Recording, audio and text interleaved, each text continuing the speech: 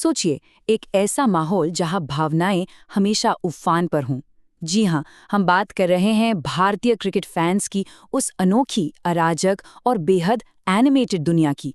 आज के इस विश्लेषण में हम मशहूर कॉमेडियन आकाश गुप्ता की नज़र से समझेंगे कि ये पूरा क्रिकेट कल्चर असल में कितना क्रेजी है। तो चलिए, बिना किसी देरी के इस मज़ेदार सफ़र की शुरुआत करते हैं। हम में से कितनों ने बचपन में क्रिकेटर बनने का सपना देखा था, फिर 10वीं के बोर्ड एग्जाम्स आ गए। आकाश गुप्ता का भी यही दर्द है। उनका कहना है कि पापा ने बोर्ड्स के लिए क्रिकेट छुड़वा दिया और किस्मत देखिए, ठीक 2 साल बाद आईपीएल शुरू हो गया। मतलब एक तरफ करियर का प्रेशर और दूसरी तरफ ये मजेदार दर्द। ये हमें उस समय की याद दिलाता है जब क्रिकेट सिर्फ एक शौक हुआ करता था, कैरियर नहीं। पर सच कहे तो शायद क्रिकेटर न बनकर हम सब ने एक बहुत बड़ी मुसीबत टाल दी। जरा शुभमन गिल के वर्कप्लेस की कल्पना कीजिए। एक 24 साल का लड़का खेल रहा है और उसके चारों तरफ 70,000 लोग चिल्ला रहे हैं, और वो भी क्या, हमारी भाभी कैसी हो। इमेजिन कीजिए, कोई अपने ऑफिस में काम कर रहा हो और पीछे से ऐसी आवाजें आएं। इन युवा खिलाड़ियों पर मैच जीतने के प्रेशर के साथ साथ इस हाइपर एनिमेटेड भीड़ को फेस करने का भी कितना बड़ा दबाव होता है। अब जरा इस क्रिकेट कल्चर की तुलना बाकी खेलों से करके देखते हैं। एक तरफ हमारा क्रिकेट है, जहां विदेशी खिलाड़ियों के नाम भी हम अपनी सहूलियत के हिसाब से बदल देते हैं, जैसे मार्नस लाबुशेन बन गए हमारे लाबू। बाउंड्री पर खड़े खड़े ही उन्हें मुफ्त की सलाह मिल जाती है। और दूसरी तरफ देखिए लॉन टेनिस, जहां राफेल नडाल सर्व कर रहे हों तो मजाल है कि कोई एक शब्द भी बोल दे, रेफरी तुरंत साइलेंस कहकर सबको चुप करा देता है। एकदम पिन ड्रॉप साइलेंस वाला अनुशासन।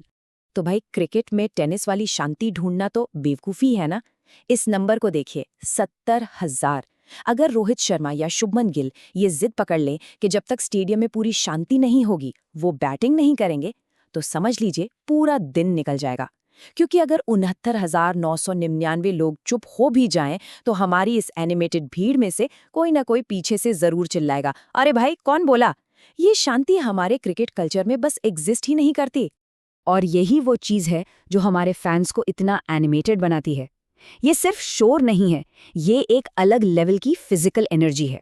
आकाश गुप्ता बड़ा मजेदार किस्सा बताते हैं कि जब विराट कोहली कोई एरियल शॉट मारते हैं तो स्टैंड्स में बैठे 55 साल के अंकल भी गेंद के साथ लिटरली हवा में उछल जाते हैं। और इतना ही नहीं, मोहम्मद शमी जैसे वर्ल्ड क्लास बॉलर को बाउंड्री से सलाह दी जाती है, शमी बेटे ऊपर डाल। ये अजब गजब उत्साह सच में इस खेल को एक अलग ही लेवल पर ले जाता है। सेक्शन 7, अराजकता का सामना, आक्रामकता बनाम शांति। तो चलिए देखते हैं कि हमारे खिलाड़ी इस अजीबोगरीब माहौल को साइकोलॉजिकली कैसे हैंडल करते हैं। इस भारी मानसिक दबाव को झेलने का सबसे क्लासिक उदाहरण है विराट कोहली। वो सिर्फ इस 70,000 लोगों के प्रेशर को झेलते नहीं हैं, बल्कि उस एनर्जी को सोख लेते हैं और फिर उसे एक बेहद एनिमेटेड, संक्रामक आक्रामकता में बदल देते हैं। जहां कोई आम इंसान इस प्रेशर से टूट सकता है, विराट उसे अपना फ्यूल बना लेते हैं। उनका ये रूप सिर्फ खेल का हिस्सा नहीं है, बल्कि उस अकल्पनीय मानसिक दबाव को बाहर निकालने का एक तरीका है। विराट की ये एनिमेटेड ऊर्जा किस लेवल की होती है, इसका अंदाजा इसी बात से लगा सकते हैं कि इमरान ताहिर जैसे कम महत्वपूर्ण विकेट पर भी उनका सेलिब्रेशन एकदम आक्रामक होता है। कई बार तो वो इतने जोश में आ जाते हैं कि सीधा विपक्षी टीम के ड्रेसिंग रूम की तरफ मुंह करके दहाड़ने लगते हैं। अब सोचिए, अंदर कोई विदेशी खिलाड़ी या फिजियो शांति से आइस बात ले रहा हो, वो तो इस अचानक आए शोर और उग्रता को देखकर ही सहम जाता होगा कि भाई बाहर चल क्या रहा है। लेकिन हर कोई इस दबाव को विराट की तरह हैंडल नहीं करता। इसके बिल्कुल उलट है रोहित शर्मा। उनका अंदाज एकदम अलग, पूरी तरह से चिल है। ये फेमस स्टंप माइक कोट याद है, क्या तुम गार्डन में घूम रहे हो? ये परफेक्टली दिखाता है कि वो मैदान की इस पूरी अराजकता से कितने कटे हुए हैं। वो इतनी कैजुअल तरीके से बिना किसी दबाव के अपनी बात कहे जाते हैं, ये परवाह किए बिना कि सब कुछ लाइव टीवी पर जा रहा है। अब खिलाड़ियों के इस कैजुअल और बेबाक रवैये का सबसे बड़ा खामियाजा किसे भुगतना पड़ता है? जाहिर है हमारे हिंदी कमेंटेटर्स को। जब स्टंप माइक से सीधे कोई अनफिल्टर्ड एकदम देसी निराशा लाइव टीवी पर आती है तो कमेंटेटर्स के तो पसीने छूट जाते हैं। उन्हें तुरंत उस उग्र भाषा को एक सभ्य पारिवारिक ब्रॉडकास्ट में बदलना पड़ता है। कुछ ऐसे कि रोहित पुजारा से काफी निराश नजर आ रहे हैं। ये सिचुएशन अपने आप में एक अलग लेवल की कॉमेडी पैदा करती है। और जब बात विदेशी ब्रॉडकास्टर्स की आती है तो कहानी और भी दिलचस्प हो जाती है। विदेशी टीवी क्रू को हमारी देसी गालियों के इस कलरफुल शब्दकोश का कोई आइडिया नहीं होता। जब वो हमारी खिलाड़ियों को इतने उग्र एनिमेटेड अंदाज में स्लेजिंग करते देखते हैं तो वो इसे पूरी तरह गलत समझ लेते हैं। उन्हें लगता है कि ये कोई बहुत ही कलात्मक अभिव्यक्ति है और कहते हैं, wow, what an expressive show, और फिर उसी पल को स्लो मोशन में रिप्ले करते रहते हैं। जरा इस पिच आक्रमण के इतिहास को देखिए। 1970 और 80 के दशक में तो गजब ही माहौल था। फैंस मैदान पर दौड़ आते थे और खिलाड़ी के शतक के जश्न में उसका बैट ही चुरा ले जाते थे। फिर 1983 के वर्ल्ड कप में क्या हुआ?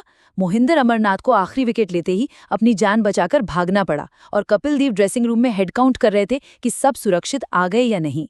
आज 2011 से लेके अब तक कड़ी सुरक्षा के चलते खिलाड़ी आराम से मैदान पर रो सकते हैं, जश्न मना सकते हैं और विक्ट्री लैप लगा सकते हैं। तो इस पूरे विश्लेषण के बाद हम एक बहुत ही गहरे सवाल पर आके रुकते हैं। हमने 70,000 की भीड़ का शोर देखा, हवा में उछलते अंकल देखे और खिलाड़ियों का इससे निपटने का अलग अलग तरीका भी देखा। तो अब सोचने वाली बात यह है, क्या ये हाइपर एनिमेटेड, अराजक फैंडम भारतीय क्रिकेट की सबसे बड़ी ताकत है, या फिर मैदान पर उतरने वाले हर एक खिलाड़ी के लिए ये दुनिया की सबसे मुश्किल मानसिक परीक्षा है? इस सवाल पर जरूर विचार कीजिएगा। आज के इस विश्लेषण में बस इतना ही।